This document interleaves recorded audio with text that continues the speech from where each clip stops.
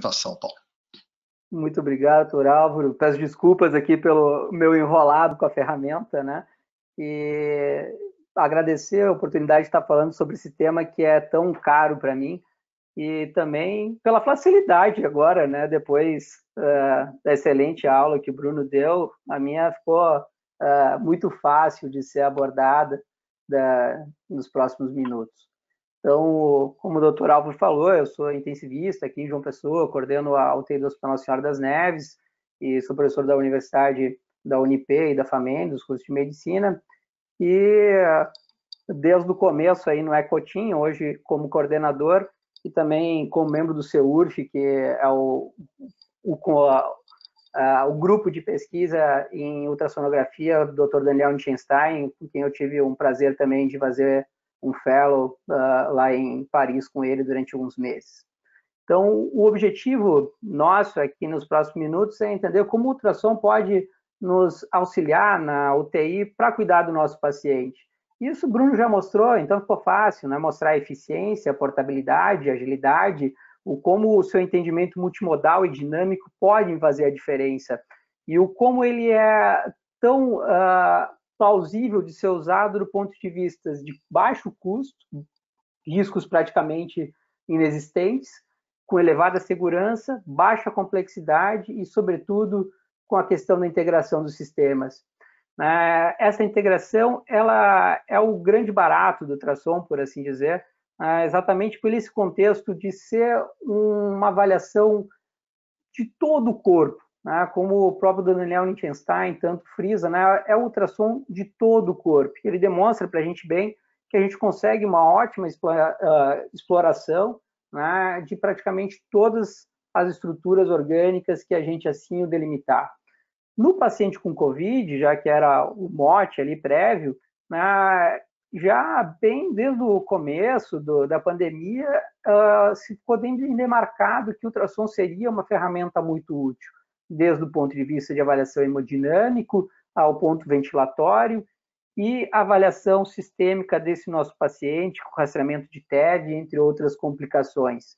Isso fez com que gerasse inúmeros documentos, como o consenso que foi a recém discutido, e com todos os domínios que a gente precisa ter, né? E entre eles eu concordo em gênero, número e grau com esses 9 domínios que foram abordados, apesar de ter algumas coisas que eu acho que vale a pena ser mencionadas a mais e a menos. Qual o grande impacto que a gente tem? Bom, o impacto é que eu tenho uma ferramenta que consegue me dar novos diagnósticos e influenciar na terapêutica. E isso é bem demonstrado, né? Existem inúmeros estudos que possibilitam isso para a gente, tanto do ponto de vista de avaliação hemodinâmica e avaliação cardiovascular, como na sua avaliação geral. Então, veja que é uma ferramenta de baixo custo, dinâmica, né, de fácil acesso e fácil aprendizagem, e que a gente consegue fazer uma avaliação, sim, detalhada e que muda o prognóstico do nosso paciente, a ponto de vista que ela já deixou de ser um exame complementar, né, e passou a ser o nosso quinto pilar do exame físico, né, ausculta, palpação, percussão e sonação. Isso muito direcionado com a minimalização e a portabilidade dessa ferramenta, que está cada vez maior, e mesmo nessas ferramentas portáteis, vendo que a gente consegue ter uma elevada sensibilidade, especificidade, mesmo para avaliação cardíaca, que seria um ponto jamais de excelência nas suas avaliações, como avaliação valvar e de função de VE e de VD. E isso dentro do cenário do paciente em isolamento respiratório, se tornou ainda mais deflagrado o seu potencial, né? Porque, como o Bruno já falou, a gente tem uma elevada segurança e facilidade de uso nesse contexto, facilitando, sobretudo, a sua questão de higienização, né, e de controle de infecção associado ao dispositivo. Nesse cenário, a gente vê que as evidências, apesar do no Covid, como a gente viu, até mesmo por ser apenas consenso e recomendações, a gente tem uma vertente crescente nos últimos anos e, sobretudo, num aumento do binômio coração-pulmão, né? E em próximo, um futuro muito próximo, a gente acredita, sobretudo impulsionado depois do Covid, que essa dicotomia coração-pulmão seja ainda mais evidente, mas que o pulmão, no cenário de publicações da terapia intensiva, ainda tenha mais publicações ainda do que a parte cardíaca, porque é o que a gente consegue publicar mais fácil, é mais rápido e é um exame de maior conotação do intensivista na beira do leito pela sua facilidade de aplicação. Toda essa facilidade, toda essa rapidez e tudo mais, gerou o ultrassom ter um aumento, né, nesses últimos anos, não só de evidências, mas a sua aplicação. Se há poucos anos a gente tinha aquela discussão se o eco podia ser feito por alguém que não era cardiologista, agora a gente já tem o eco como uma competência básica do intensivista, né? É praticamente como o Miller coloca aqui, como uma revolução do ultrassom dentro da ultrassom, dentro da UTI, ou mesmo um boom, né, um coming boom, e sendo algo, inclusive, como mencionado, não só o eco, mas a ultrassonografia como parte integrante da formação do intensivista, ou que, como o Saraogi coloca até meio exagerando, sendo o nosso terceiro olho na visualização do paciente crítico. Isso, obviamente, faz parte já, né, do nosso histórico, como a gente pode ver nesse artigo de revisão, colocando entre as tecnologias que já fazem parte da história da tecnologia da terapia intensiva. E nisso não tem como não homenagear, né, o nosso querido Dr. Daniel Lichtenstein, que foi alguém extremamente importante nesse contexto, né, quando começou as suas aplicações do ultrassom de todo o corpo e, sobretudo, a catalogação, né, de cada artefato de alteração pleuropulmonar e de todo esse arcabouço que a gente hoje tem. E é muita honra, né, participar desses dois grupos e que tanto fomentam a utilização, né, que é o CEURF, que é o grupo francês do Dr. Lichtenstein, e o ECOTIM, que é o nosso grupo. E como o Dr. Álvaro mencionou, a gente não consegue visualizar um ECOTIM sem heads-on. Né? A gente até organizou um curso de ultrassom de tórax, porque ultrassom de pulmão, diafragma, a gente entende que pode ser online, porque são coisas mais simples, mas ECOTIM, hands-on, não tem como ser. Né? A gente precisa dele e então inviável fazer de forma diferente. E o que a gente mais usa? Bom, podemos avaliar todo o corpo, como o Dr. Lichtenstein mostrou, mas o que a gente mais tem utilizado no dia a dia é exatamente o que foi abordado na questão do Covid, no consenso, que Bruno muito bem apresentou, falando da questão hemodinâmica e ventilatória, mas extrapolando um pouco também, né, para a questão de fluxo e, sobretudo, da avaliação de função renal e do fluxo renal, a avaliação neurológica com o Doppler transcraniano e ultrassom de nervo óptico, e a avaliação musculatura para ter a sua análise propriamente de sarcopenia, de evolução de terapêutica nutricional. Isso tudo de modo dinâmico. Isso é o maior barato, né, do ultrassom. É que a gente está ali na beira do leito, a gente vai lá, mexe na ventilação, vai lá, mexe nas drogas, refaz o eco, refaz o ultrassom de pulmão, revê estados volêmicos, revê o padrão da ultrassonografia pulmonar. Isso é o mais relevante dessa ferramenta, né? O seu potencial de ser repetido quantas vezes for necessário, sempre que eu tiver dúvidas e sempre que eu tiver uma intervenção. Conseguindo, assim, responder a perguntas básicas do nosso dia a dia: por que o paciente está chocado? Ainda vale a pena dar volume? Por que ele entrou em insuficiência respiratória? O que está acontecendo com esse pulmão? Ainda agora vai ser seguro ou não estubar o paciente? A mobilização e a nutrição estão adequadas? A PIC está elevada desse paciente neurocrítico? Né? Será que ele entrou em IE? Essas coisas a gente consegue muito bem ver com a ultrassonografia point of care, né? Sem cálculos ou nada demais na beira do leito. Então, começando, frisando um pouco essa questão hemodinâmica, não tem como a gente não ressaltar a sua característica multimodal e a sua evolução ao redor do tempo. Veja que a mesma revista, né, a Current Opinion, aqui em Critical Care, mostrando para a gente lá em 2013 que o eco devia ser usado, no paciente com choque. 2017, o mesmo editorial, mostrando o mesmo artigo de revisão, mostrando para a gente não mais o eco, mas sim a ultrassonografia, porque não é só o coração, a gente vai juntar no mínimo aquela avaliação cava, coração e pulmão para analisar nosso paciente. E nisso a gente vai ter N protocolos para isso, né? O Rush, o Falls, entre tantos outros, sempre tentando integrar, no mínimo, a avaliação coração, pulmão e cava. Tudo isso fazendo de uma maneira sempre o mais simples possível. A gente não tem muito tempo, né, para ficar perdendo na beira do leito, realizando cálculos e mais cálculos de todos os pacientes. A gente individualiza para quem precisa, né? Vai fazer um strain, vai fazendo alguma coisa de avaliação com necessidade, né, propriamente de um eco mais avançado e com a avaliação quantitativa, de poucos. A maioria é simples, a maioria é holístico, é ver se bate bem ou mal, se o VD está dilatado ou não está, se tem derrame com sinal de tamponamento ou não, qual o status volêmico do paciente, como é a apresentação pulmonar dele. E essa avaliação qualitativa, veja que ela é muito bem-vinda, e quando a gente compara ela tanto com medidas quantitativas com eco, quanto com medidas quantitativas de débito cardíaco, de função de VA, com medidas de termodiluição, a gente consegue manter uma linearidade muito boa. Então, a gente consegue, sim, nessa avaliação sumária, tendo coração, pulmão e cava, ter um bom discernimento do que é que está acontecendo e o que eu preciso fazer e monitorizar o meu paciente ao redor do tempo. Como a gente vê aqui, a gente viu que tem vários protocolos. Aqui, exemplificando o protocolo Falls, do Dr. Daniel Lichtenstein, e veja que ele não coloca um cálculo sequer para a gente, ele simplesmente coloca uma visão holística, vendo a capa, vendo o pulmão e vendo o coração.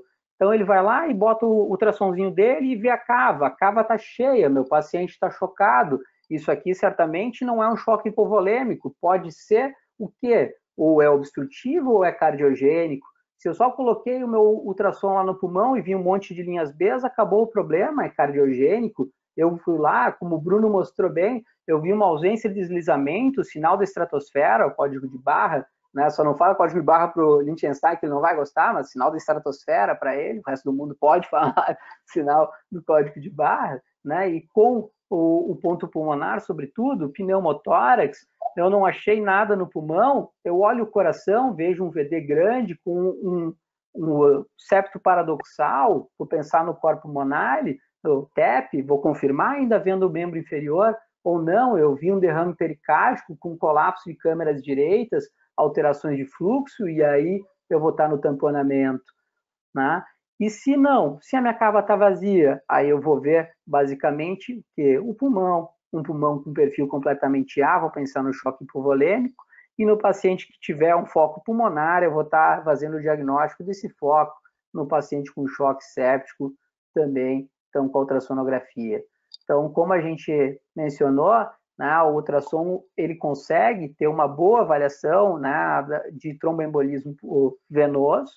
Isso é fácil, né? Como o Dr. Daniel Lichtenstein coloca para a gente os V-points, então um trombo grande a gente conseguiria ver basicamente nos pontos básicos de avaliação da femoral, colocando unicamente, como a gente vê nessa imagem, uma mão acima e uma abaixo, né? Fazendo as duas, então, em 90 graus, para fazer a compressão bilateral da coxa e vendo se a gente tem ou não o colapso da nossa veia, como a gente vê aqui do lado esquerdo da tela, a veia colabando, então afastando a presença de trombo nesse lado, e do lado direito da tela, a ausência desse colapso quando há compressão, e aí confirmando a etiologia do TEP, como era do caso desse paciente, o nosso TEV no membro inferior esquerdo.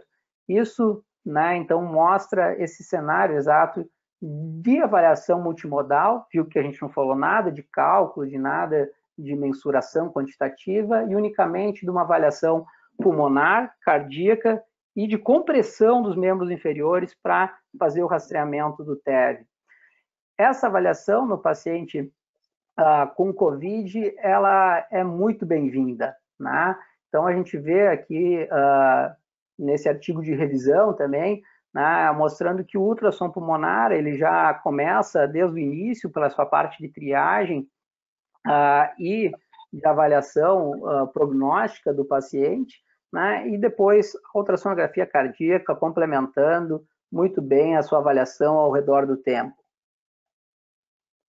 E o que a gente procura nesses pacientes no ultrassom cardíaco é o que a gente procura em todos os outros, né? A gente vai procurar se o VE bate bem ou não, se tem alguma área que tem uma hipocinesia, se eu tenho alguma área de dilatação, se eu tenho disfunção diastólica de maneira simplificada, e vai ser um dos poucos cálculos que eu vou fazer no meu dia a dia com a relação EA ou E', né? Avaliação do ventrículo direito de maneira holística a maior parte das vezes, mas se eu quiser fazer alguma medida, eu vou estar fazendo simplesmente a relação VD-VE e avaliando a avaliação através da incursão do anel tricúspide pelo TAPSE, né, e de avaliações, então, bem simplórias, nada mais do que isso.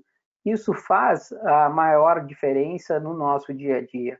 E isso também no paciente com COVID, como a gente vê ali, conseguindo, então, discernir entre sinais de tamponamento, sinais de miocardite, sinais de insuficiência cardíaca ou de disfunção relacionada à sepse, propriamente dita, ou de disfunção de ventrículo direito. Como a gente vê aqui nos sinais de tamponamento, a gente conseguindo fazer isso bem com o ecocardiograma, vendo o colapso de câmara direita e conseguindo, inclusive, guiar, né, a própria pericardiocentese de maneira segura com esse equipamento, né, garantindo uma segurança e praticidade ao método de maneira bem fácil de execução. E a miocardite já é um desafio um pouco mais difícil que a gente tem no nosso dia a dia, né, onde a gente vai ter, apesar do ultrassom nos ajudar um pouquinho, a gente aí pede ajuda mais aos universitários, né, que vai poder ver melhor isso de uma maneira, ao menos no seu estágio mais inicial, sobretudo a partir da avaliação STRAIN, que a gente vai conseguir ter uma análise melhor dessas câmeras e da sua funcionalidade segmentar. O grande enfoque nesses pacientes com COVID, como a gente vê tanto, é muito na questão do ventrículo direito. Isso era o que a gente já fazia historicamente nos pacientes com SARA, né? Como o Villar-Barron já aponta bem aqui para a gente no seu trabalho, né, que já é um pouco mais bem detalhado, 752 pacientes com SARA, ele mostra que aqueles pacientes que têm já uma maior complicação pulmonar, que estão tendo uma dificuldade de manter uma ventilação protetora, que estão com uma troca baixa, né, abaixo de 150, como ele demarcou, já retendo o CO2 e que tenham pneumonia como base, se eu tiver ao menos 2 desses marcadores, eu já deveria estar fazendo ultrassonografia cardíaca de rotina para avaliar o ventrículo direito. E essa, além de ser feita de rotina, ser feita de modo dinâmico a cada titulação de PIP, por exemplo, como a gente vê aqui numa manobra de recrutamento sendo autolimitada pela avaliação da relação ventrículo direito e ventrículo esquerdo.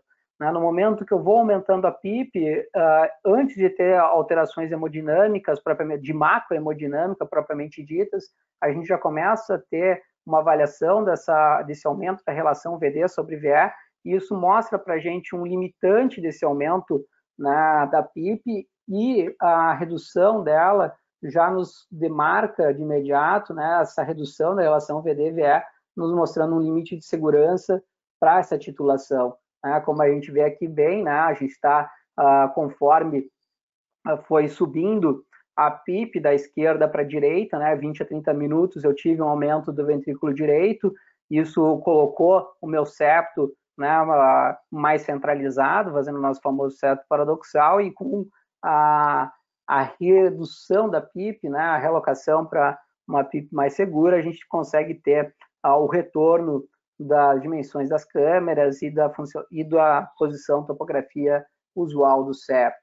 Isso, de maneira contrária, né, ao do aumento da PIP, a gente pode ver também quando a gente vê de modo dinâmico as câmeras direitas a partir da prona. Como a gente sabe, ao realizar a prona, eu vou estar reduzindo a sobrecarga de câmeras direitas e eu posso estar fazendo o eco, e devo estar fazendo, na verdade, né, a sua avaliação para analisar o ventrículo direito nesses pacientes. E como a gente vê aqui, isso é viável, factível, e demonstra, sim, uma melhora da função ventricular direita com a prona, né, como a gente vê nesse trabalho, mantendo os mesmos parâmetros ventilatórios. Depois de pronar o paciente, a gente tem um incremento do volume sistólico de ventrículo direito. Tá? Isso é muito relevante, e se a gente avaliar em conjunto com a análise simplória do TAPS, né, que é unicamente a incursão do anel tricúspide no módulo M, a gente consegue ter um bom direcionamento também do prognóstico desses pacientes, conseguindo ter uma boa visualização sobre quem tem melhor ou pior desfecho. Nos pacientes sépticos, e o COVID muitas vezes acaba evoluindo com esse padrão também, a ultrassom tem um campo muito grande, né, tanto para avaliação volêmica, quanto da avaliação de cardiomiopatias, que se assemelha muito ao que a gente já viu, mas também da análise da vasoplegia.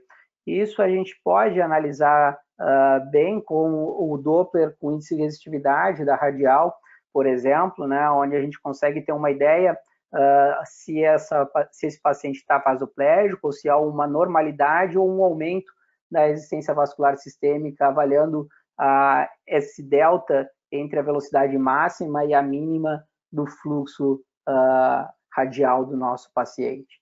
E conseguindo, assim, né, discernir bem nesse contexto o que é que eu preciso, é de volume, avaliando, então, cava, pulmão, né, e em conjunto coração, e no coração já vemos se precisa de inotrópico, e vendo se a resposta a ele também é adequada, e seguindo, então, a necessidade ou não de vasopressores ou vasodilatadores.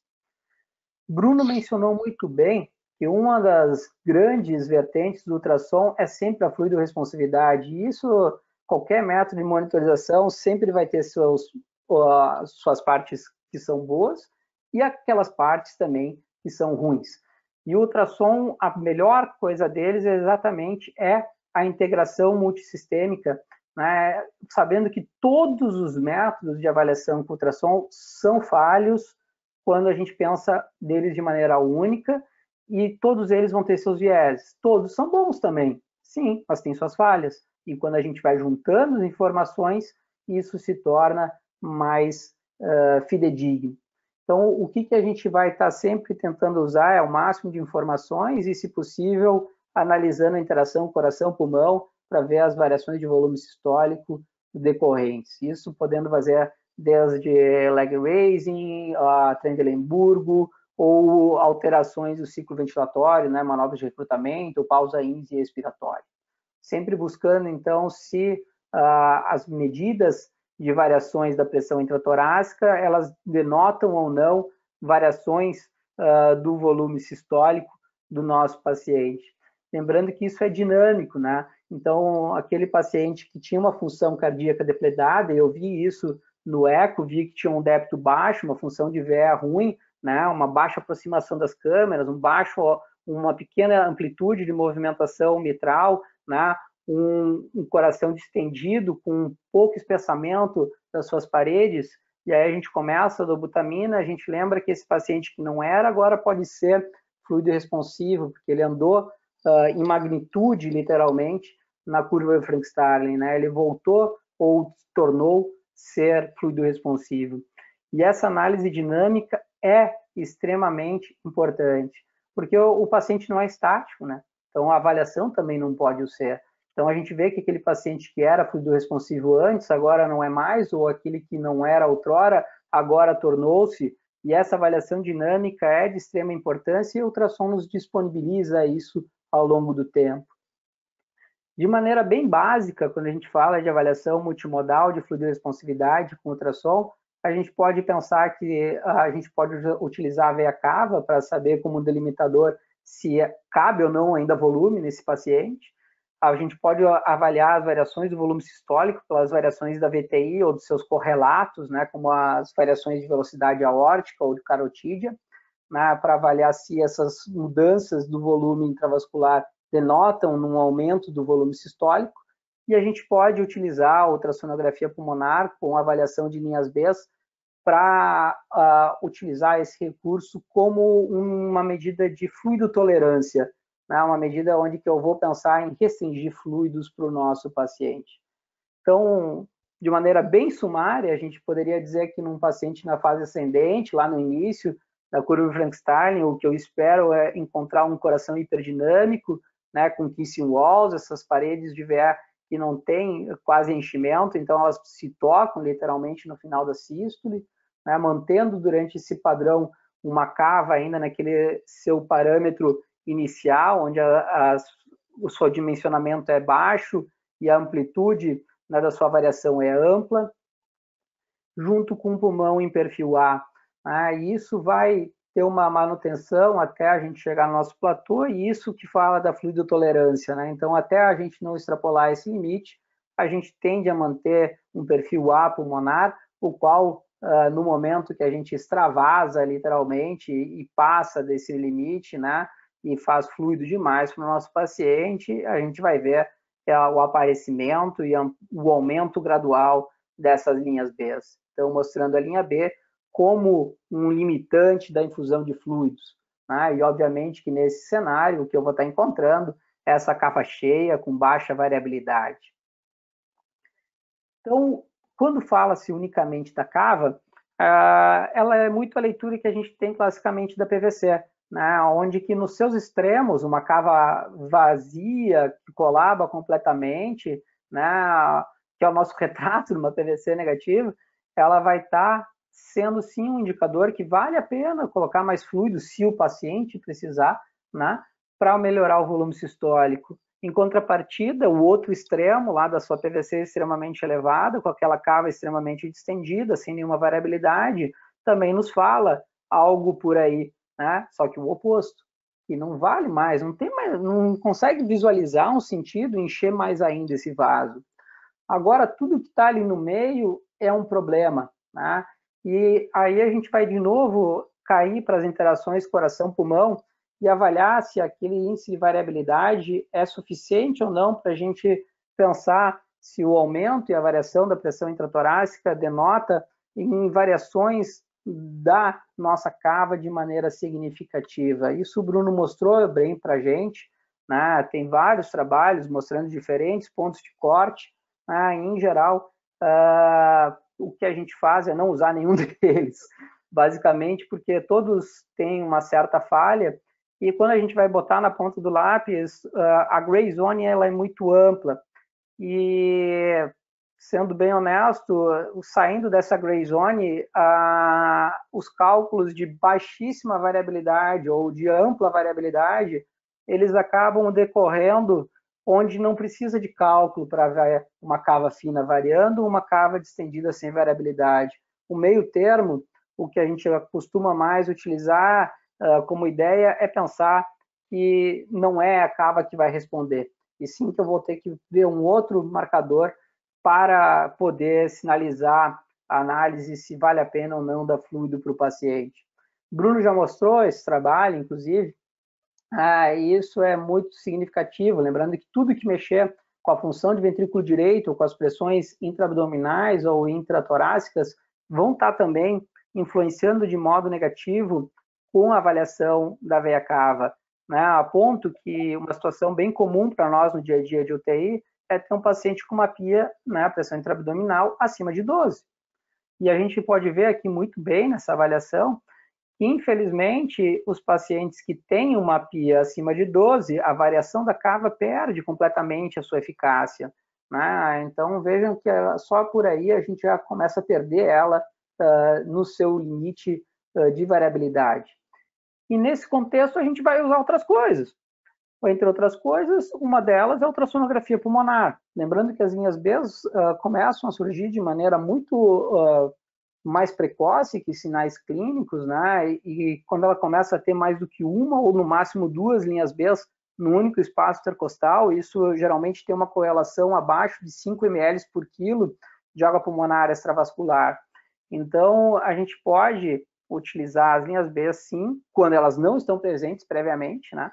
Como um marcador de fluido tolerância para o nosso paciente, né? Colocando basicamente, como a gente vê em vários trabalhos ali, esse limitante como um limitante para a infusão de fluidos, né? Exatamente como a gente viu na questão do caminho da curva de Frankenstein e a quantificação das linhas B.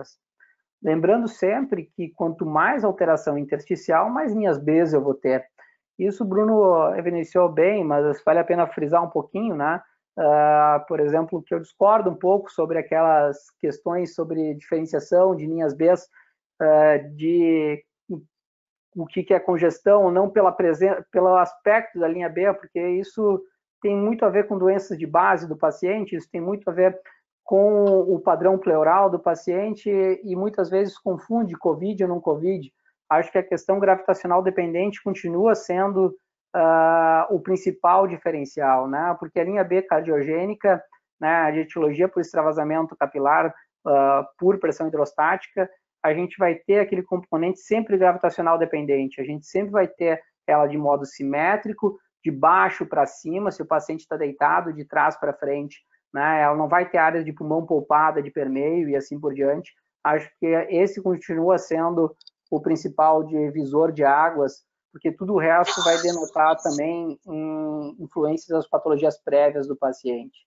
E essas mesmas linhas B que a gente utiliza como marcador, né, num paciente que não tinha e a gente começa a infundir fluidos, a gente pode utilizar do contrário, né? Aquele paciente com choque cardiogênico e cheio de linhas B, quando a gente começa a tratá-lo, obviamente de modo dinâmico, o que a gente espera é que as linhas B comecem a desaparecer.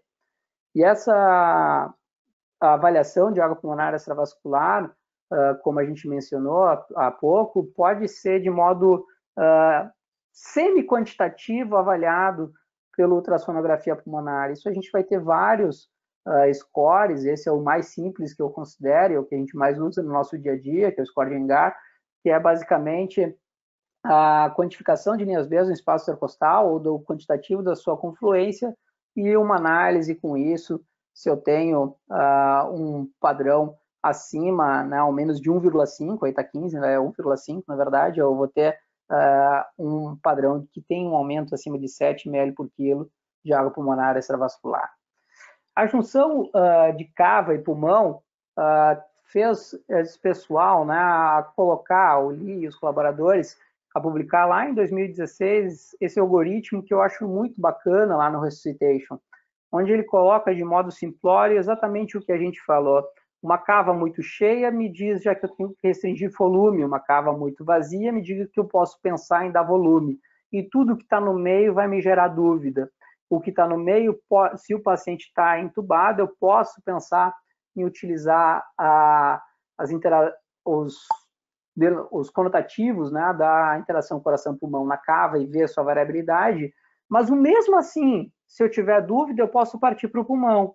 No paciente não entubado, eu vou direto para o pulmão. Então, na verdade, o que a gente acaba fazendo é limitando o cava nos seus extremos e se tem linha B, ou não, e se tem linha B, pensa em segurar volume. E eu tentei reduzir o algoritmo de maneira ainda mais simplória, né? A gente vê, então, cava vazia dá volume, cava cheia não dá volume, no meio, a dúvida, olha para o pulmão. Pois bem, mas no Covid a gente já tem AB para todo mundo.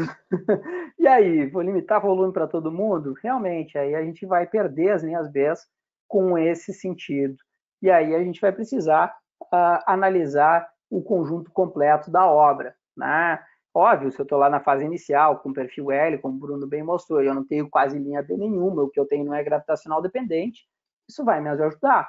Mas em todo o resto, a gente vai acabar procurando as variações próprias do volume sistólico, né, pela avaliação da VTI, né, e as manobras de interação coração-pulmão, ou de provas de fluido, propriamente dita, se está aumentando ou não o volume sistólico pelo aumento da VTI, ou seus correlatos. Entre eles, o que a gente mais usa é a variação de pico de velocidade aórtica ou de variação de pico de velocidade carotídea.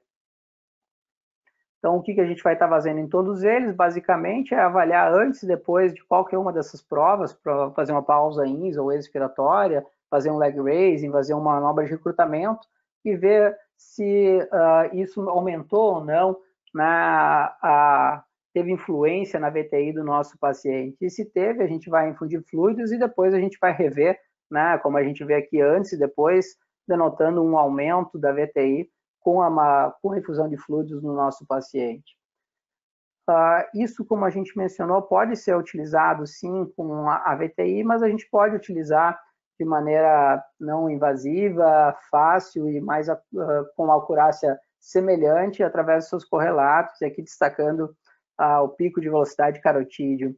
Então, veja aqui, a gente vai trabalhar com pausa ex-inspiratória. Então, quando eu faço uma pausa expiratória durante 15 segundos, o que eu vejo num paciente que é fluido responsivo é um aumento significativo, né, dessa VTI do nosso paciente, ou da velocidade de fluxo.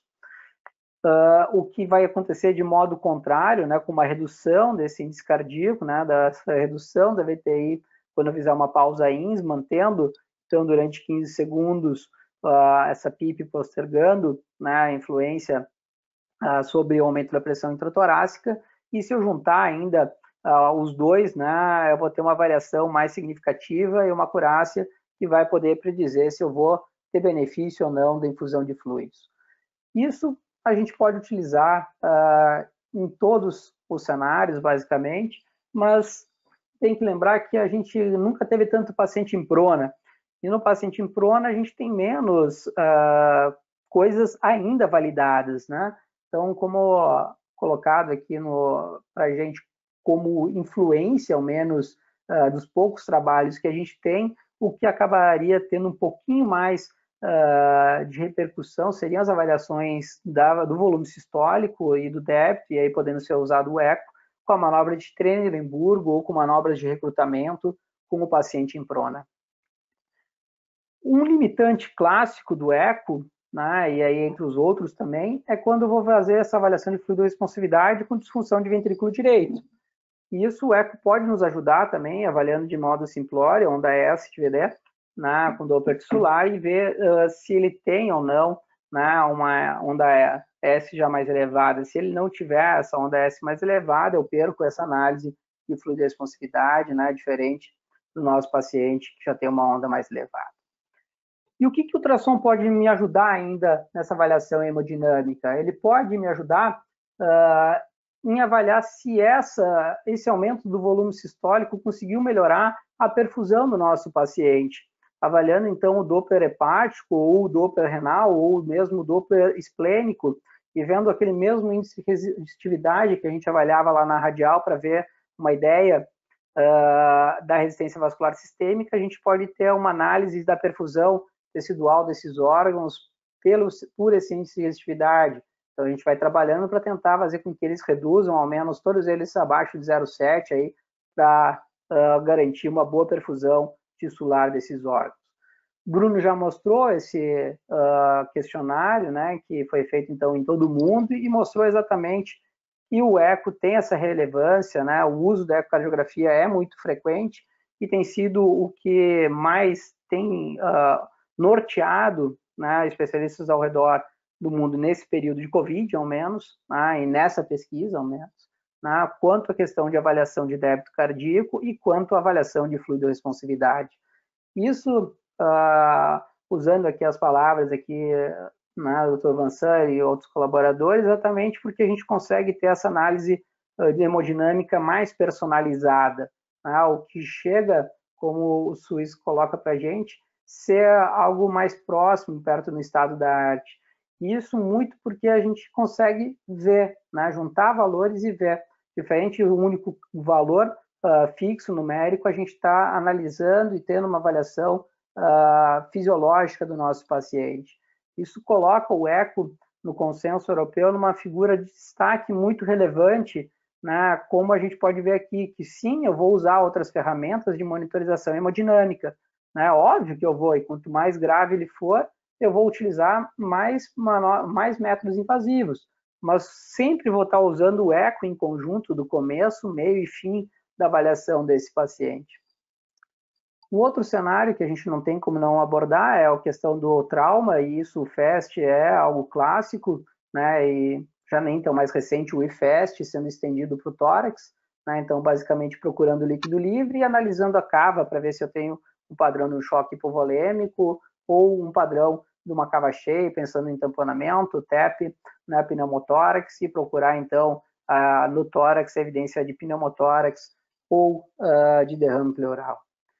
E na questão de avaliação ventilatória, aí o ultrassom é também tem uma vertente de uso muito boa, né? Como a gente já viu muito bem na aula do Bruno, colocando como uma questão de diagnóstico, com poucos achados, né? O nosso perfil A, que já mostrou bem as nossas linhas A, o perfil B, com as nossas linhas B tão famosas pelo COVID, com um padrão de consolidação, ou ainda avaliando o derrame pleural e conseguindo ter uma ideia do seu dimensionamento, etiologia, também só com isso. E corroborando aqueles achados, né, que Bruno já mostrou, a gente consegue, como mostrado aqui em outras análises, ter uma boa sensibilidade, especificidade, com uma boa acurácia, por conseguinte, desses métodos para as principais causas de insuficiência respiratória, diminuindo a necessidade de outros exames complementares e reduzindo, assim, os custos, e quanto mais a gente usa, mais esses custos tendem a reduzir. Isso tudo de uma maneira simples, né, como a gente vê aqui pela análise do Blue Protocol, e essa maneira simples consegue agilizar, né, o diagnóstico e o tratamento, diminuindo o tempo no pronto-socorro e o índice de tomografias no pronto-socorro, mostrando sim a sua utilidade nesse cenário.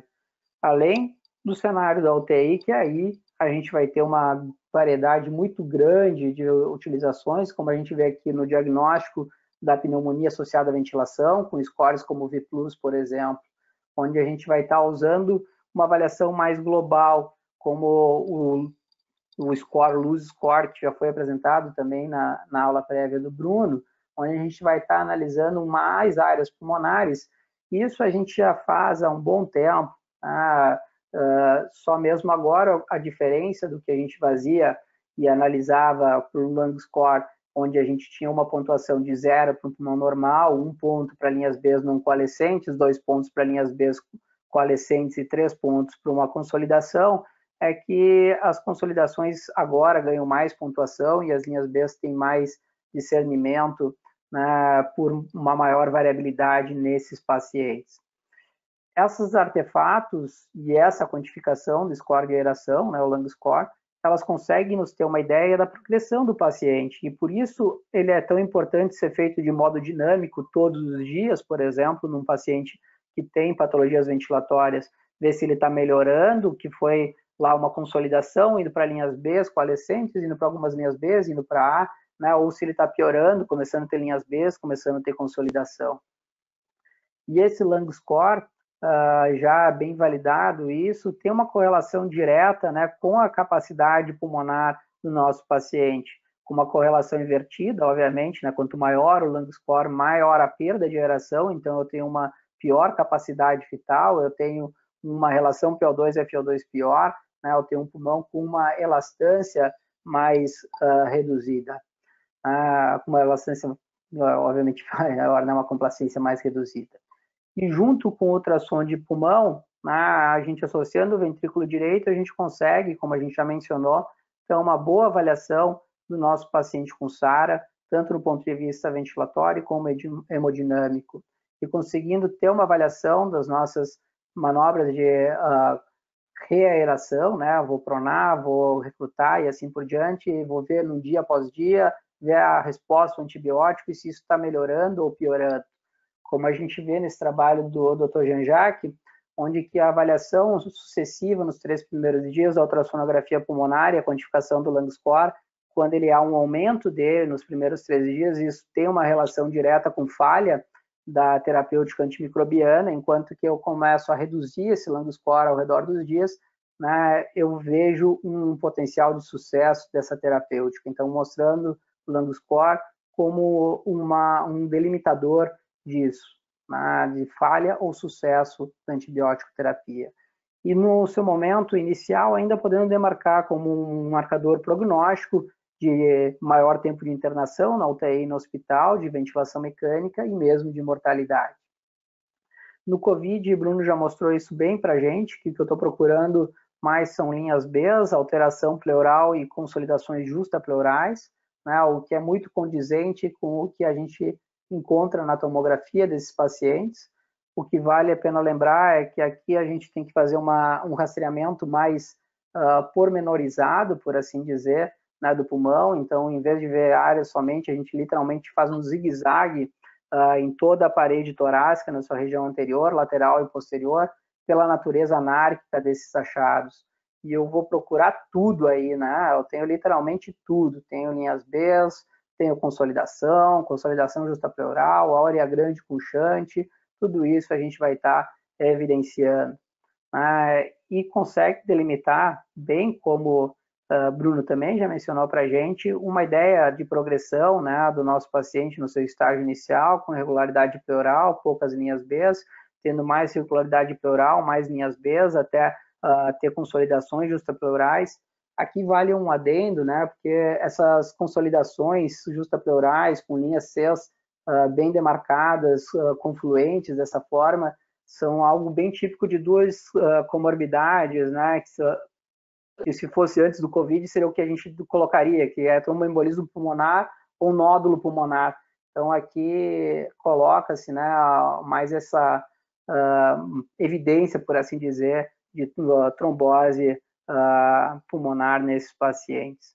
E isso conseguindo demarcar bem, então, esses perfis, né, o perfil L, perfil H, e ter essa ideia de melhora ou piora do nosso paciente. Isso faz, obviamente, que o ultrassonografia pulmonar pode ser utilizada para rastreio, como já mencionado previamente, mas também para o seu estadiamento, vendo quanto maior esse lung score, maior a gravidade, maior, obviamente, a invasibilidade que ele vai precisar, e pode ajudar a gente ainda um pouquinho no perfil de tratamento que ele vai ter uma melhor resposta, né? Como também evidenciado lá no consenso. Quando eu tenho linhas B, então eu tenho uma melhor resposta a pressões positivas e as consolidações mais a pronação, né? Então, como ele mostra ali mesmo no consenso, mostrando para a gente, aquele paciente com maior perfil B tendo maior resposta a recrutamento e os pacientes com um perfil de consolidação tendo melhor resposta com a pronação. E quando a gente for pronar, obviamente que a avaliação tanto precoce quanto de evolução temporal, né, se está respondendo ou não recrutamento, pode ser avaliada com a ultrassonografia pulmonar, o que também é mostrado aqui no consenso, né, como o Bruno já mostrou aqui esse slide para a gente, né, mostrando basicamente a diminuição do score, do lung score, né, com uma redução da área de consolidação pulmonar, uma melhora da aeração desse nosso paciente. E no desmame ventilatório, o ultrassom é extremamente benéfico e bem quisto, né? Sobretudo na interação coração, pulmão e diafragma. E ele vai estar sendo útil em todas as etapas do TRE. A gente acaba utilizando mais ele na sua etapa inicial, a junção coração-pulmão, buscando um melhor cenário, que seria basicamente deixar o pulmão com a melhor aeração possível e o coração com a sua melhor funcionalidade.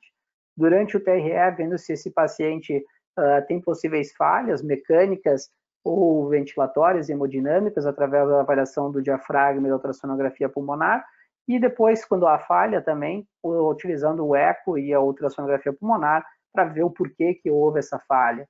Então, basicamente, é utilizando a quantificação de linhas B do lung score, né, e se tem ou não derrame pleural. O doutor Jean-Jacques mostrou isso bem para a gente, que quando o derrame pleural tiver uma dimensão acima de 5 centímetros, né, ele é considerado volumoso, acima de 500 ml, e tem uma alta taxa de falha do processo de desmame ventilatório.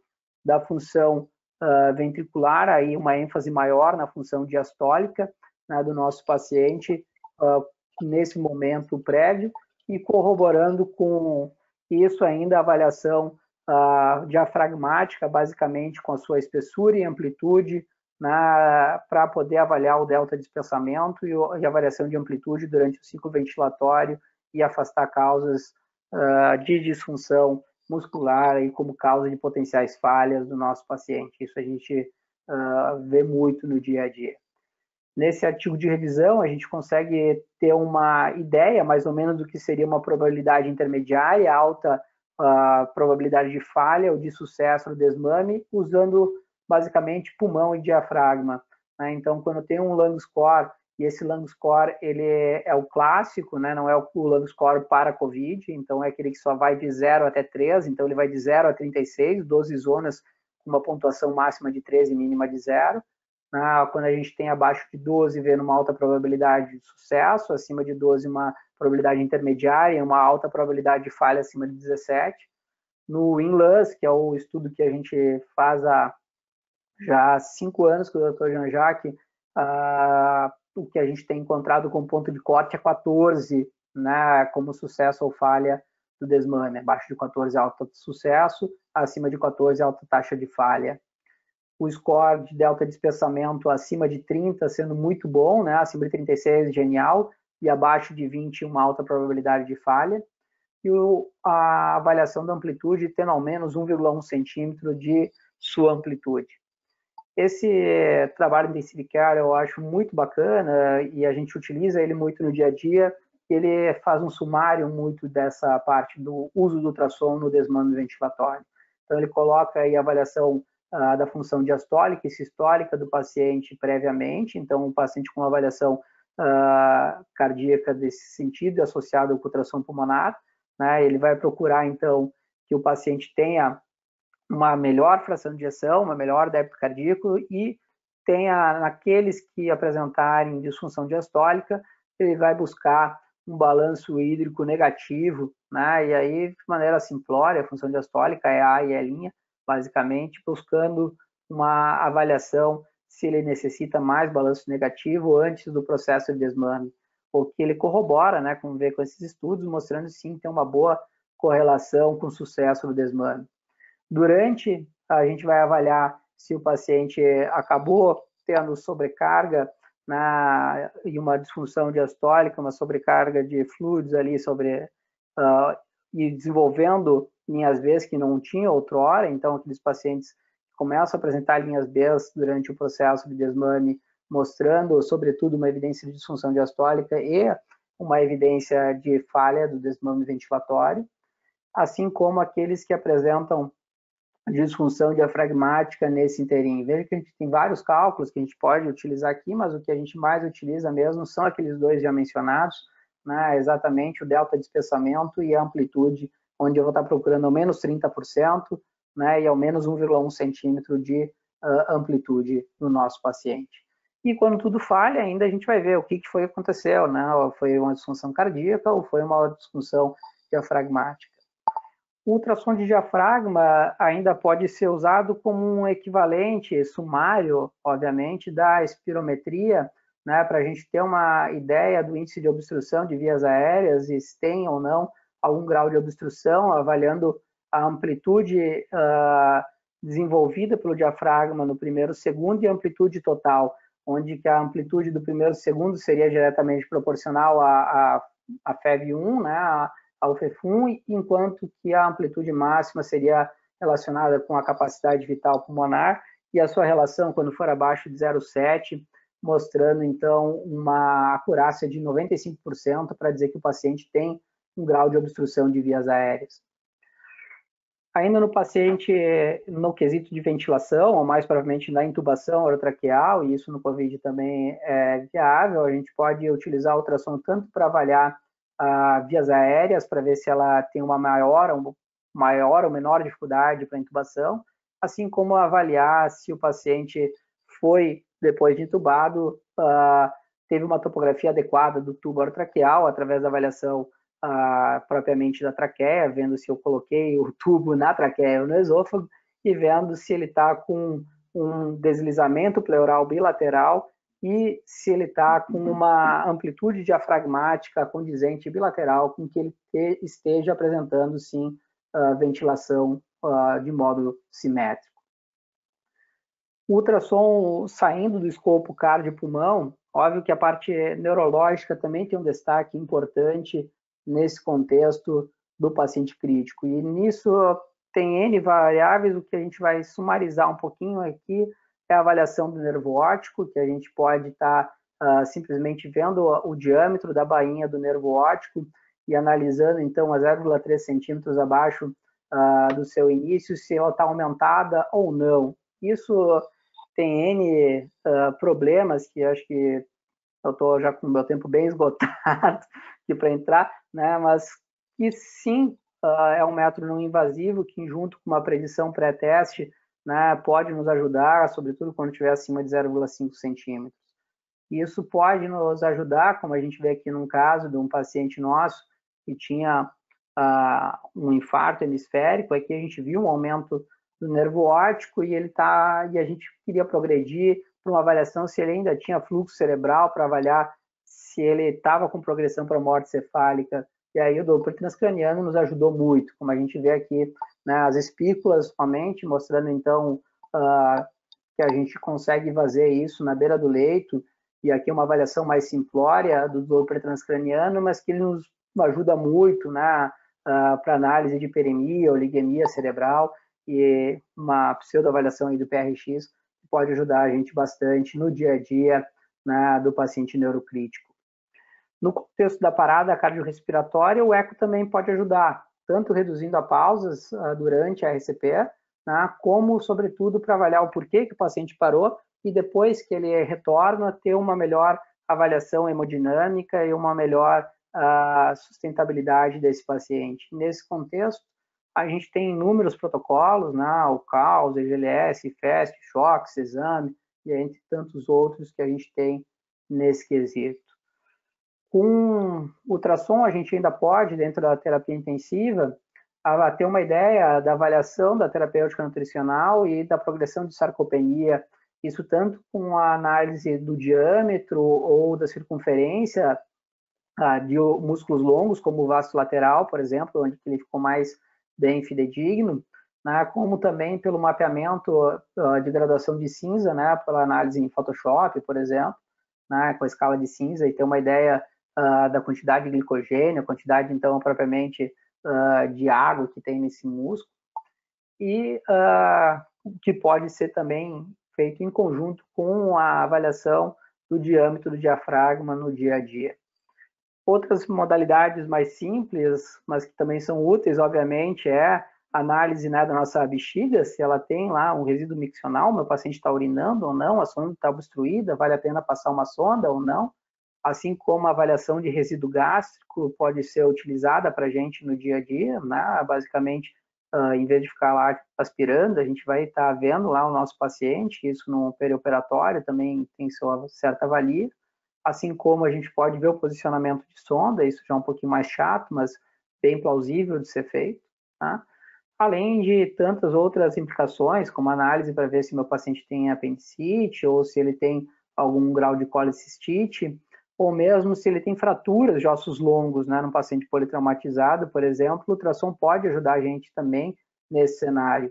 Ou ainda, para analisar um foco de febre, ou de porta-entrada de uma meningite, por assim dizer, a gente pode estar analisando o ultrassom de seios da face, o que é extremamente fácil e factível de ser feito. Então, no perioperatório, a junção de tudo que a gente falou, ele tem um cenário muito bacana, né, e sendo ainda corroborado com a avaliação do fluxo renal, como a gente já mencionou também lá previamente, na efetividade da oferta tecidual. Aqui só fazendo uma outra avaliação que a gente usa no cotidiano, que é no pós-transplante renal, a avaliação de fluxo, então vendo aqui a captação de color em todos os quadrantes, analisando então, além se ele está com uma resistência com indescritividade adequada ou não, se ele está captando em todos os quadrantes, mostrando então que o enxerto deu certo. E aqui num caso nosso que o paciente estava lá sem urinar, aumentando as escórias, né? A gente foi lá, sim, ele estava perfundindo em todo o parênquima, mas ele estava com hidronefrose, né? Então, como a gente vê aqui, né, bem demarcado, a perfusão era boa, o problema era que ele tinha acotovelado, literalmente, o ducto, fazendo hidronefrose, e foi fácil de corrigir, né? Abordagem rápida, né, nas primeiras 2 horas pós-transplante.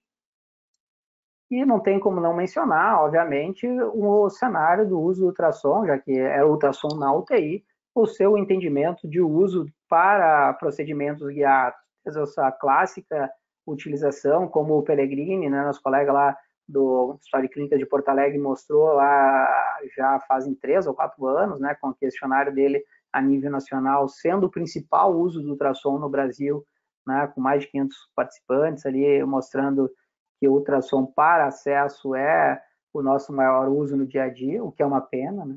Porque sinceramente, com tudo que o ultrassom pode fazer, o acesso é o de menos, né? E que sim, é uma implicação útil que diminui complicações, aumenta a taxa de sucesso e reduz o tempo das punções numa média, isso ou menos não é eu dizendo, é a Cochrane dizendo para a gente. E que óbvio que a maioria desses dados são com a jugular, mas que a subclave e a axilar, elas podem ser obtidas, mas óbvio com maior grau de treinamento por seus riscos.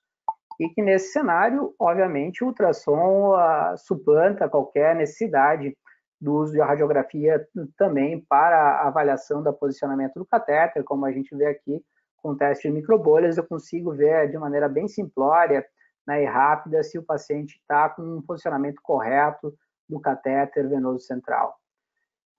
Essa mesma técnica a gente pode fazer de maneira tranquila também para acesso venoso periférico, aumentando a taxa de sucesso do mesmo, o que inclusive em algumas recomendações já coloca ele como sendo a rotina e de boa prática, né? Assim como acesso arterial, isso ajuda muito. Pô, o paciente está chocado, não consigo palpar a radial, ver ela eu consigo, né? Então a gente consegue fazer isso com uma melhor acurácia, assim como facilita nosso dia a dia, né, para fazer a paracentese ou outros procedimentos guiados, conseguindo inclusive diminuir ou minimizar a chance de riscos, né, fugindo de vasos, como a gente pode ver aqui, né, o que também serve do ponto de vista da toracocentese, vendo o melhor sítio para punção, né, e fugindo dos vasos propriamente dito.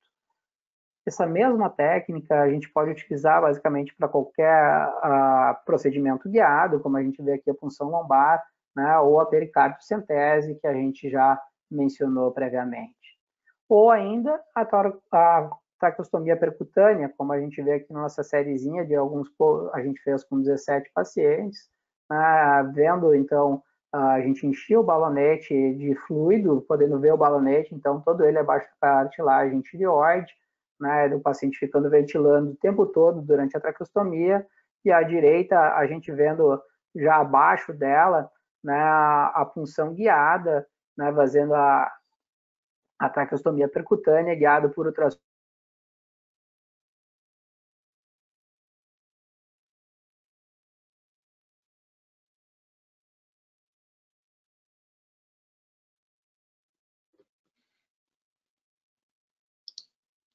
E em um quarto deles, a gente trocou o posicionamento da punção, a gente fazia a marcação prévia de onde ia fazer a punção, e a gente fez a troca desse posicionamento porque lá tinham vasos, então a gente não teve nenhum sangramento significativo também.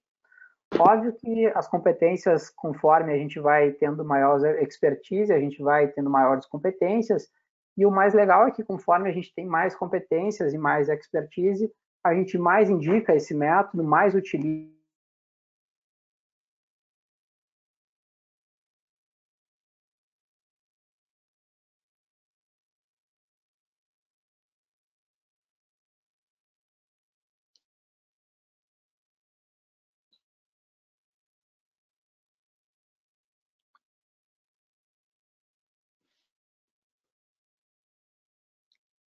Oi, Paulo. Acho que perdemos o som do Paulo.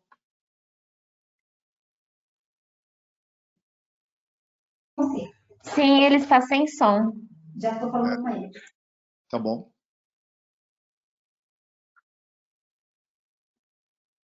Estou entrando em contato com ele.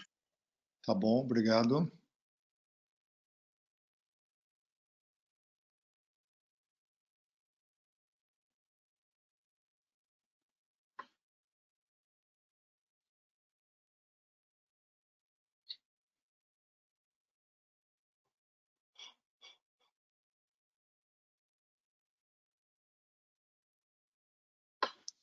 Oi, Paulo.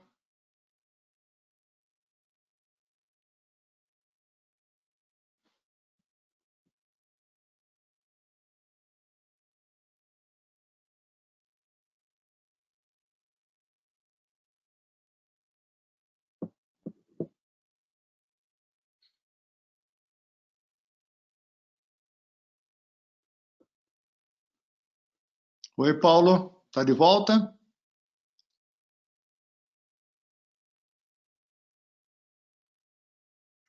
Doutor, Oi, estou tentando entrar em contato com ele, mas ele não está atendendo. tá bom? Oi, Acho que gente, ele boa está até noite. sem É telefone. Fátima Negre. Fátima Negre aqui de João Pessoa. Estou Oi, ligando para a esposa Fátima, dele. tudo bem? Tudo bem? Estou Tudo ligando bem, para a Fátima? esposa dele para ver se ela está com ele agora. Porque pode ser que ele esteja com o celular desligado. Deixa eu Aham, tentar ver se ela está com ele, tá bom? Dou notícias. tá bom.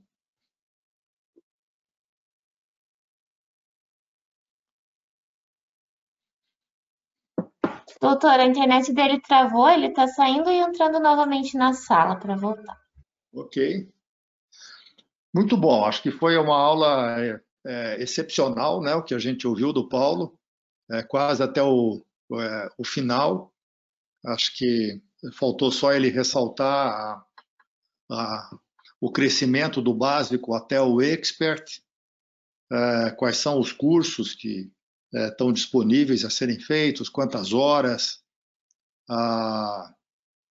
Mas vamos esperar ele vir, porque eu quero gastar um pouquinho mais de tempo, que vocês façam perguntas e algumas considerações, comentários sobre a aula dele. A aula do Paulo está sendo gravada e ela vai ficar à disposição no site, de tal forma que vira como se fosse uma referência, que quando vocês precisarem, tiverem oportunidade de poder revisar, a aula dele vai estar disponível.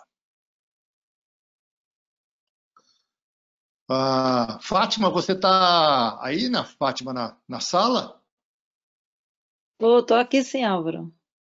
Pois Tô é, sim. Fátima, eu estou vendo que você estava na sala desde o começo, eu já estava preparado para poder fazer uma apresentação especial tua, quando de repente aí você entrou no meio e me tirou o elan, mas de qualquer forma eu quero apresentar a doutora Fátima. A doutora Fátima é um intensivista e cardiologista de João Pessoa, na Paraíba, tem uma história grande na Sociedade de Terapia Intensiva da Paraíba e na MIB. Ela é ecografista, ecocardiografista de base, cardiologista, ela e o marido dela. Para nós é uma honra que você esteja na sala junto. Mas fico imaginando também de que a aula que o Paulo deu e essa bagagem do Paulo tem um pouco da história tua, do Alexandre, depois do Ciro. Então a Paraíba tem uma história de utilização de eco na beira de leito que ela desde o começo, muito antes do Ecotim, e queria que você fizesse aí alguns comentários e algumas considerações sobre a aula e da utilização do eco na beira do leito. Bom, obrigada Obrigado pelas por assistir. palavras. Foi um prazer muito grande para mim assistir, assim, gostei muito das duas aulas. É sempre bom, né? A gente tá vendo esse tema e revendo, e cada vez que a gente assiste uma aula, a gente sempre aprende mais um pouquinho, né? Às vezes as pessoas dizem, o que é que você vai fazer ainda assistindo aula de ultrassom, e UTI, e eco? Mas eu acho que sempre é válido. Aprendi muito no dia de hoje, as aulas foram fantásticas, as duas, né? A gente viu que as possibilidades do uso dessa ferramenta na terapia intensiva, ela é bastante, as possibilidades são amplas, né? Tanto para diagnóstico como motorização, e a gente não se cansa, nós somos entusiastas realmente do método, né? Começou realmente, como você falou, muito antes até do Ecotim, né? Nós fizemos parte até do board de criação, eu, Ciro, alguns outros colegas também de São Paulo, Cordioli, o Dalton, mais outros colegas também. Hoje em dia a gente tem um board muito grande do Ecotim, que eu acho que é um curso que a MIB faz e que ajuda muito, pelo menos no contato inicial do intensivista com o método, né? Esse curso, como você estava brincando no início, não dá para ser online, né? Ele é 50% hands-on. Então, aquela pessoa que nunca viu, não tem hábito de fazer, vai ver a principal coisa que é possível fazer, né? Então, no curso de imersão de um final de semana, são 20 horas, já vê que é possível usar a ferramenta. Claro que no dia a dia tem que ser aprimorada, porque, como vocês sabem, né, a ferramenta ela é muito operador dependente, né? Então, a gente tem que estar sempre com aquele cuidado de estar aprimorando a mão, o olho, os conhecimentos teóricos, sempre com alguém do nosso dia a dia na terapia intensiva. Uma coisa que eu ia até falar no começo, aquela questão, as pessoas que estão começando, às vezes elas têm aquela fã de estar medindo as coisas, e como o Paulo ressaltou na aula dele, né, a avaliação, principalmente do ecocardio, avaliação de cava, ela é muito simples, né, assim, a gente pregou muito no Ecotim aquela coisa do bidimensional, de você olhar e já deduzir, porque as alterações, elas saltam aos olhos, e muitas vezes quando a gente fica querendo fazer medidas, a gente tende a errar, principalmente quando a gente está no começo, quando ainda a gente não tem uma mão muito bem treinada, né? Porque para você obter as imagens, principalmente do ecocardio, você tem que ter uma habilidade um pouquinho maior, um treinamento um pouquinho maior, né? Falando especificamente da veia cava, até os nossos residentes até hoje eles querem medir e tal. Gente, evita passar o modo M. Se muitas vezes você não tem aquela veia cava que você consegue passar a linha do modo M exatamente perpendicular, você pode medir a veia meio longe, meio enviesada, né? E aí você pode dar um falso aumento de veia cava. Então, olha, percebe, só no olhar como é que está a movimentação. No máximo, você pode medir no próprio bidimensional, né? Porque evita de estar fazendo medidas e medidas, principalmente no início. Mas, assim, gostei muito. A gente está num momento especificamente de pandemia, né? Com essa questão Covid, eu acho que a ultrassonografia à beira do leito nos ajudou bastante, nos ajuda, né? Nos tem ajudado bastante, na medida que a gente tem precisado remover menos esses pacientes para fora do ambiente de terapia intensiva para fazer tomografia, por exemplo, né? Então, sonografia pulmonar, tanto para diagnóstico como para monitorização do nosso tratamento, desmame ventilatório, juntando com a avaliação diafragmática e cardíaca. Eu acho que realmente assim, é uma ferramenta muito, muito importante. Mas a mensagem que a gente gostaria de deixar afinal, assim, que é uma ferramenta operador dependente. Então, a gente precisa de treino, né, de aulas como essa, várias e várias vezes. Não podemos nos cansar de estudar, de repetir, de treinar, treinar, treinar, e que todos vão conseguir usar essa ferramenta da melhor forma possível, né? Eu estou muito feliz de ter participado dessa reunião hoje. Muito obrigada pela pergunta, pelas suas palavras e pela oportunidade de estar aqui falando. Muito obrigado a você, Fátima. Queria aproveitar que, se você for da mesma opinião, enfatizasse, nós estamos com um grupo muito ávido para poder utilizar o ultrassom na beira do leito. Uma boa parte dos hospitais hoje já tem, mas ele ainda é muito frequentemente utilizado muito intermitentemente para poder fazer um diagnóstico. Você não acha que essa é uma baixa utilização do ultrassom na beira do leito? Que o ultrassom precisa ser colocado na beira do leito e precisa ser repetido várias vezes para poder monitorar as nossas intervenções. O doente é muito dinâmico, ele muda de um dia para o outro. Queria que você comentasse um pouco disso, de que não é uma avaliação só, mas são várias avaliações ao longo do tempo que ajudam a cuidar melhor do doente crítico, do doente com Covid em especial e assim por diante. Você concorda com isso? Concordo demais, porque na realidade a gente tem que encarar essa ultrassonografia do intensivista não como um exame complementar. Como o Paulinho colocou um slide lá, ele é o quinto pilar do exame físico. Então, assim, isso foi um editorial que o Dr. Brown, que é da cardiologia, né, bem conhecido, ele publicou, que já está mais do que na hora da gente encarar a ultrassonografia como o quinto pilar do exame físico. Então, da mesma forma que a gente, durante o nosso plantão, imagine na época que a gente não tinha essa coisa do ultrassom à beira do leito, a gente examinava o doente intensivo, ele era examinado somente uma vez ao dia, e depois no outro dia, no outro plantão? Claro que não, né? Então, a ferramenta de sonografia, ela deve acompanhar, todas as vezes que a gente vai à beira do leito, examinar o doente, olhar algum parâmetro, o ideal é que a gente pudesse ter essa ferramenta. Mas, assim, uma coisa é a vida, é o mundo ideal, outra coisa é o mundo real, né? Então, a gente tem, infelizmente, ainda uma dificuldade de ter esse equipamento especificamente dedicado dentro das terapias intensivas, porque imagine você, eu estou de plantão, preciso examinar um doente, fazer um ultrassom, aí, o aparelho está lá no setor de radiologia, manda pegar. Não, ele está ocupado, o pessoal está fazendo uma biópsia. Então, isso atrapalha a dinâmica do plantão. Então, o ideal é que a gente tenha realmente esses equipamentos dentro da nossa unidade.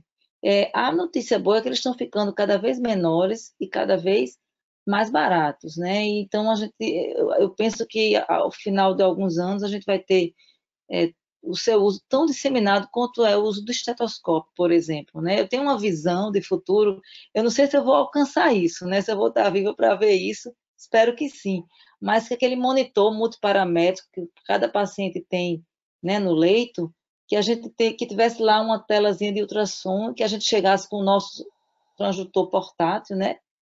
Ou que tivesse cada um em cada leito, sem fio, e que a gente colocasse no paciente e visualizasse as imagens ali no monitor. Isso é uma coisa que eu visualizo, eu não sei se eu vou conseguir ver, mas você está coberto em razão. A gente tem que estar examinando, porque, assim, algumas pessoas falam assim, o ultrassom, né, ele não é uma ferramenta de monitorização contínua, concordo, mas ela tem que ser uma ferramenta de monitorização continuada, que é justamente isso que você está falando. Várias vezes à beira do leito, você avaliar. Eu tomei uma conduta, achei que o doente era fluido responsivo, fiz fluido, depois eu tenho que checar, né? Eu achei que ele precisava de inotrópico, depois eu tenho que checar. Então, realmente, ele tem que nos acompanhar durante todo o plantão, né? A cada vez que a gente vai fazer uma avaliação à beira do leito, o ideal seria que a gente dispusesse dessa ferramenta, né? Mas, infelizmente, a gente não dispõe em todos os lugares, né? Ótimo. Infelizmente, a gente não tem o Paulo para poder fazer perguntas para ele. Eu queria um comentário da Carol. Caroline? Oi, doutor, tudo bem? Tudo bem. Você que tem utilizado mais no INC, depois o... Bom, acho que os comentários de vocês foram excelentes, né? Basicamente isso, a gente precisa ter uma avaliação continuada mesmo desse paciente. Essa aula do Paulo só serviu para mostrar o quanto a curva de eco ela é grande e a gente ainda tem muito a aprender, muito a melhorar, e a gente só vai ficando bom com o treinamento diário mesmo. Uma coisa que eu acho muito importante, principalmente lá no INC, quando a gente recebe o paciente da cirurgia cardíaca, é você fazer um eco inicial e ver como é o coração desse paciente que acabou de chegar, porque ele vai mudar a qualquer momento e você precisa ter uma avaliação inicial. E ao longo do tempo ir vendo como que esse paciente vai responder. Um paciente super agudo, então é um eco muito legal de ser feito, uma avaliação muito, muito dinâmica mesmo. E acho que até o ponto que a gente aprende até no curso do Ecotim, que quando você vai fazer o VTI, você não precisa saber fazer o VTI perfeito. É importante que você faça o VTI ao longo do seu plantão, ao longo das horas, e que você mesmo refaça o exame, não mude de profissional. Não importa se o seu VTI não é o ideal, mas se daqui a 2 horas você for lá e for refazer e ele tiver melhorado, significa que realmente o que você fez para o paciente teve efeito, teve benefício. É essa avaliação mesmo. E saber que ao longo do tempo você vai melhorando e achando a sua pequena alteração ali para poder mudar o probe, um pouquinho que seja, melhorando a sua acurácia. Às vezes, pequenos movimentos vão te ajudar e aí, às vezes você não consegue logo de cara, mas o treinamento contínuo vai te levando à melhora e você mesmo sabendo como que é a sua mão para o eco. Ótimo, Carol. Continue treinando bastante o nosso pessoal aí. Paulo, você está de volta, Paulo? Infelizmente, a gente perdeu, acho que só os teus 3 últimos slides. E você está me ouvindo? Está me ouvindo ou não? Está me ouvindo? Acho que você tem que ligar o teu microfone. Pronto, isso, agora... liguei sim. Agora estou pelo telefone, pelo computador, parou mesmo tudo aqui. Nós perdemos só uma pequena parte, quero te parabenizar, a gente já fez vários elogios da tua aula. A tua aula vai ficar uma referência, né? Nós temos aí um grupo grande, ávido, querendo cada vez mais utilizar os equipamentos de ultrassom na beira do leito. E acho que você fez um resumo amplo e mostrou várias possibilidades que uma boa parte delas nós não temos explorados e que têm um potencial de poder ser explorados na beira do leito e trazer informações úteis. Muito obrigado. Bom, obrigado pela oportunidade, afinal é é algo que a gente tem uma paixão muito grande aí, né? Um afinco muito grande pelo uso do ultrassom, e muito feliz em ver ele, enfim, estando se popularizando, né? Com o Covid, serviu para o ultrassom literalmente se difundir de maneira demasiada, né? Legal. Rafa, você quer fazer algum comentário, Rafa? Não, doutor, Não, eu aqui, queria agradecer o Paulo só pela aula. A aula foi Sociedade excelente, do Paraná. Fala, Rafa. né? Eu queria só agradecer ao Ah. Paulo pela aula. A aula do Paulo foi excelente. Acho que os comentários todos previamente foram ótimos. Então, só queria agradecer ao Paulo mesmo pela excelente aula. Tá? Foi perfeito. Obrigado, Rafa. Um grande abraço aí. Outro, Paulo. Até mais. A Mirella também está na sala. Mirella,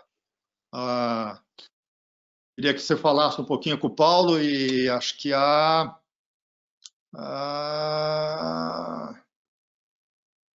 Negri está aí ainda, a Fátima? Se tiver, está aí também a Fátima. Também. Tô sim, tô sim. Opa. Olá, doutora. Paulo, boa Olá. noite, Mirella, tudo bom? Boa noite, doutora. Tudo bem? Tudo bem, sim. Tudo bem, Fátima? Mirela, tudo bem, Mirela? Tudo tranquilo. Tudo bem, Alexandre prazer em ouvir vocês não aí. está aqui porque está de Todos plantão, nós. mas eu gostaria de estar. Mandou um abraço para todos, viu? Coisa boa. Então, Paulo, queria te parabenizar aí pela aula. Acho que foi. Eu não tenho expertise nem experiência com ultrassonografia, não é mais do meu tempo, vamos dizer assim. Eu não estou efetivamente mais na beira do leito de forma a poder, enfim, ter tido a oportunidade no passado recente de praticar e tal. Mas você, de todo modo, acho que a tua aula foi excepcional e ela, com certeza, expandiu entre nós uma visão muito mais ampla da utilização do ultrassom, visto que, habitualmente, eu vejo que os residentes e coordenadores e assistentes utilizam basicamente com avaliação de pulmão e avaliação hemodinâmica, né? E são muitas outras as utilizações, muitas outras as possibilidades. Então, só queria perguntar para você, com relação à expertise, né? É claro que à medida que você vai praticando, você vai aumentando o teu domínio, e quanto mais você utilizar em diferentes avaliações de diferentes órgãos e funções, você vai ampliando a tua capacidade de fazer.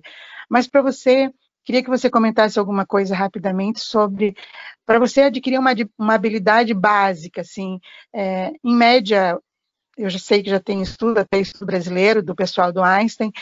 Quantos ultrassons você teria que fazer para conseguir uma habilidade razoável, considerando que o ultrassom é operador dependente, né? E seria uma das limitações dele, vamos dizer assim, né? Poxa, é uma pergunta difícil quando a gente fala de ultrassom a nível geral, né? O corpo todo, literalmente, né, doutora? Como a senhora mencionou, a avaliação multimodal dele, a gente tem poucos trabalhos avaliando como um todo, né? A gente tem muito em eco, né? Isso, doutora Fátima, já que aproveitar que ela está aí, eu vou repassar para ela, que ela vai poder falar muito melhor, né, sobre formação na questão de eco. Na questão de formação de ultrassonografia pulmonar, tem trabalhos que mostram até aulas de 15 a 20 minutos com 10 exames supervisionados, então sendo algo bem simplório. No APECO Trial, que foi do Dr. Jean-Jacques, ele fez uma avaliação bem simplória também, de expertise mesmo, com a análise básica, com exames seriados por via virtual mesmo. Na época era Google Doc, não era, esqueci a ferramenta, desculpe, mas era vídeo simplesmente para laudar o que você via, e fazer dessa forma ele conseguiu ter uma validade também com uma aula sumária e 10 a 15 exames. Então, ultrassom de pulmão é bem factível, e por isso que quando, voltando àquele ensejo inicial do Dr. Álvaro sobre não fazer o ECOTIM online, né, e que a gente acabou fazendo ultrassom de tórax online, por acreditar que ao menos o tórax seja factível de ser explorado de maneira fácil e com uma curva de aprendizado rápida. Ultrassom de diafragma, a gente tem poucos trabalhos de análise de treinamento, também tem alguns mostrando aula de 45 minutos e 5 a 6 exames supervisionados. De acesso, tem alguns também mostrando aulas de 20 a 30 minutos e 5 a 10 acessos supervisionados. Então, é muito amplo, né? A questão de ultrassom de nervo óptico, a gente não tem nenhuma técnica bem estabelecida, que é um grande viés.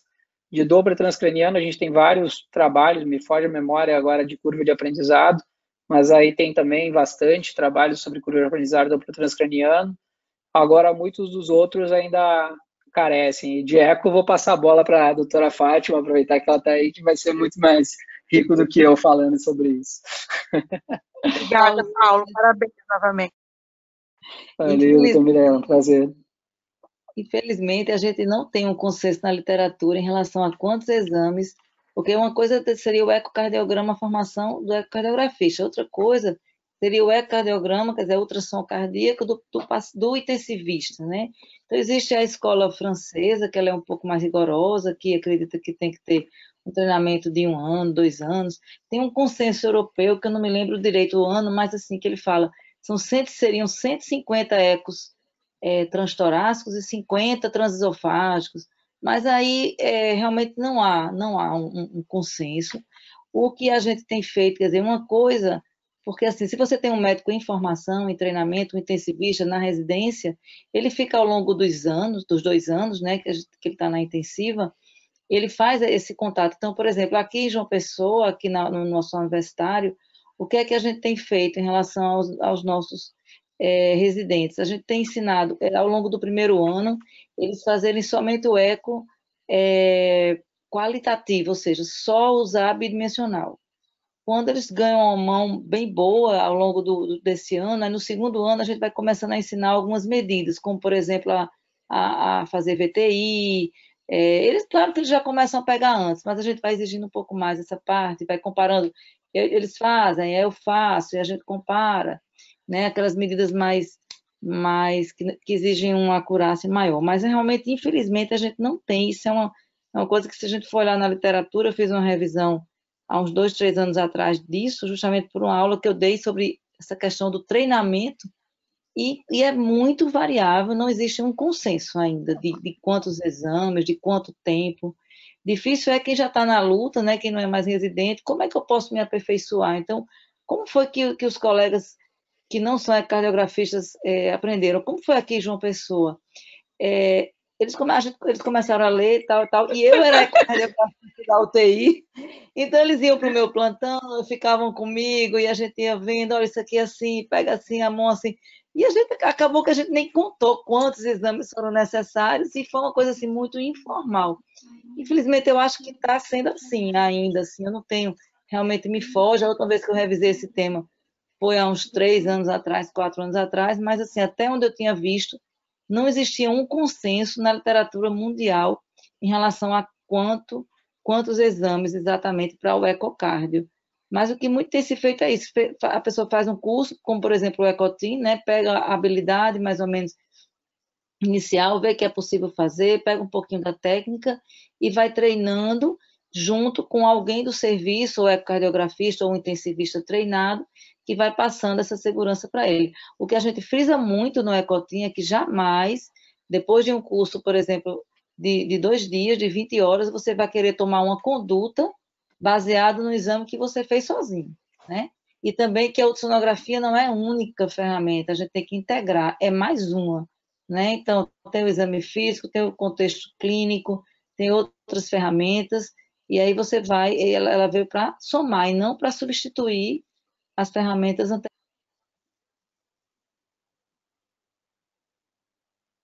Muito bem. Fátima, acho que fechou o teu microfone.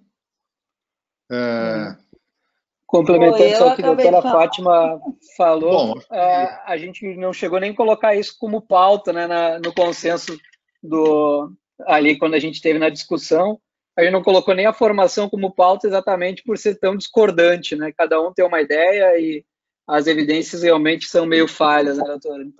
Tanto que foi consenso de nem abordar no consenso. Perfeito. Acho que a reunião foi ótima, altamente esclarecedora e principalmente desafiadora, né? Acho que temos aí de uma forma clara de que essa ferramenta precisa ser cada vez mais usada e cada vez mais utilizada na beira do leito para poder tomar condutas em benefício do doente. Obrigado mais uma vez, Paula. Paulo, obrigado, Fátima, e obrigado pela presença. Doutora Mirella. Grande abraço a todos aí. Obrigado, grande abraço. Boa noite, tchau, abraço a todos. Boa noite a todos aí, obrigado.